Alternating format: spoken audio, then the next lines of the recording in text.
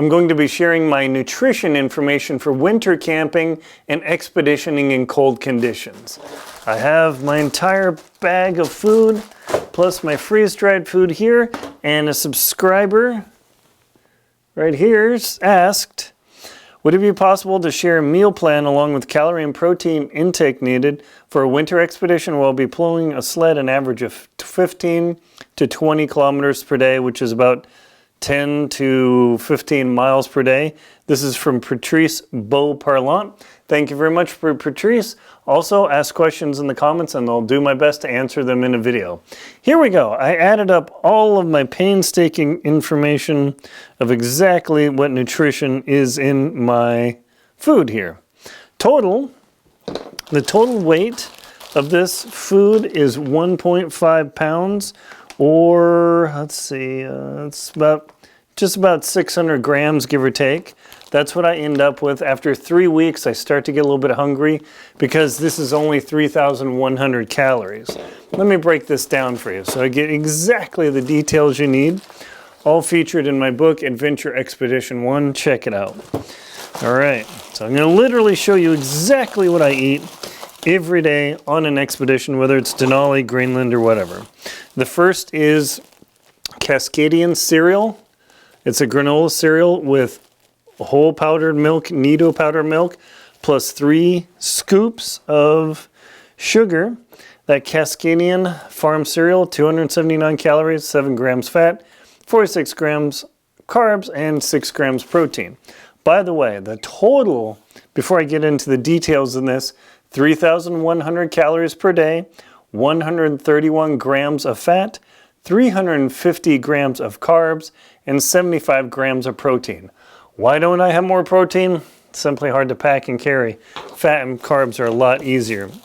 So this cereal mix ends up adding up to sugar, let's see, 160. So this is about 550 calories. That's my breakfast. The next thing that I eat are Laura bars, and a Laura bar has about 200 calories, 9 grams fat, 25 gram carb, and 4 grams protein. Then I eat another Laura bar or a Luna bar, same sort of thing. Then the Power comes out, a 70% Lindt dark chocolate, which is 665 calories. That's my lunch. 49 grams of fat, 45 grams of carbs, 7 grams of protein. Nice.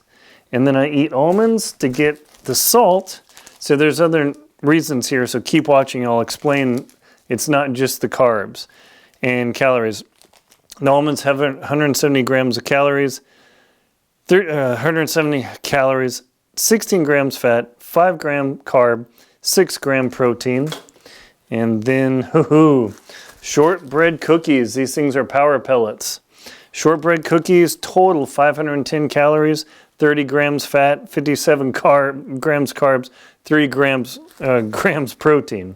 I go into my shot blocks here. Shot blocks have 100 calories, 0 fats, and 0 proteins, and then 24 grams carbs. But these also provide me with the necessary salt to keep me going, as well as the almonds. Not just the calories, but the salt to prevent cramps. That's a big deal.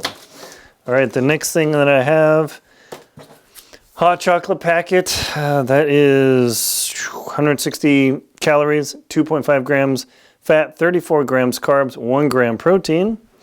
Then during the day, I also use Crystal Light, which adds a negligible like 50 grams or 50 calories.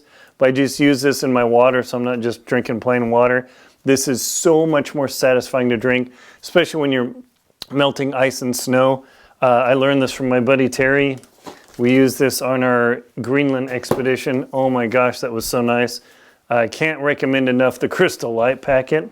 And then also for electrolytes and nutrition, I add a Pedialyte pack. I break that up between my drinks. This really prevents cramps. It has a nominal 50 calories in it, but that is a big, big deal. I also use Emergency for nutrition boosting as well to get some vitamins. I do take supplemental vitamins as well. Nothing magical, just to keep the system fed, because out there it's pretty hard on the body. And then for dinner, I'll get something like this. This is the chicken and dumplings. This has 600 calories, 9 grams fat, 62 gram carb, and 36 gram protein.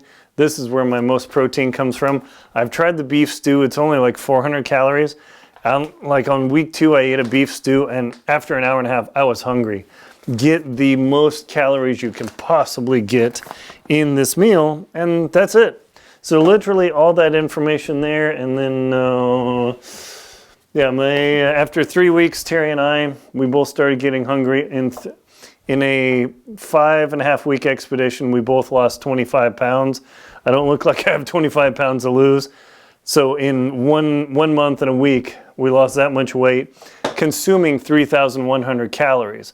So just know that this 1.5 pounds or about 1,100 or 1.1 kilograms is going to be a calorie deficit. The only way I can make that up in Antarctica was to eat an entire brick of butter, 8 ounces, or it's half a pound of butter, which is 250 grams of butter.